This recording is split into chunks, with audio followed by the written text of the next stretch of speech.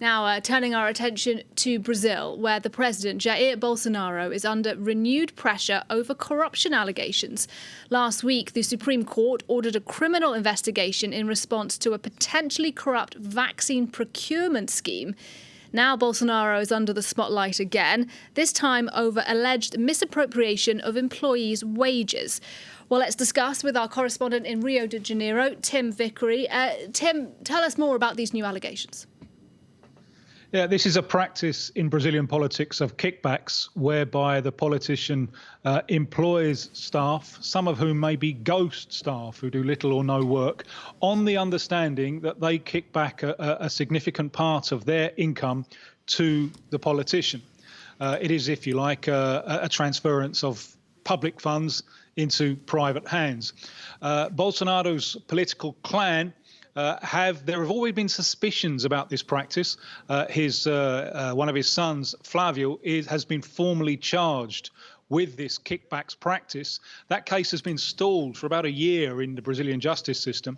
And last year, President Bolsonaro used up a lot of his political capital trying to stall that investigation, seeming to interfere in the federal police, which caused the resignation of his justice minister, the anti-corruption czar, Sergio Moro. Now, recordings have come to light which would seem to indicate that in a previous mandate, President Bolsonaro, before he was president, was himself running one of these schemes. Now, the recordings that have come to light, obviously the Bolsonaro lawyers and the presidential palace have doubted, as is their right, they've doubted the authenticity and the context of these recordings. But it's another corruption problem for a president who was elected on an anti-corruption ticket. And what are the possible consequences then for Bolsonaro?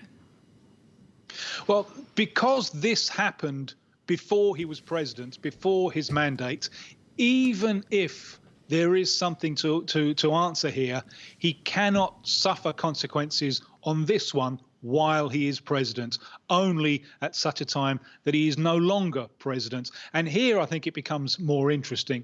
The idea of impeachment is, I think, still a remote possibility on the vaccine procurement situation that you mentioned.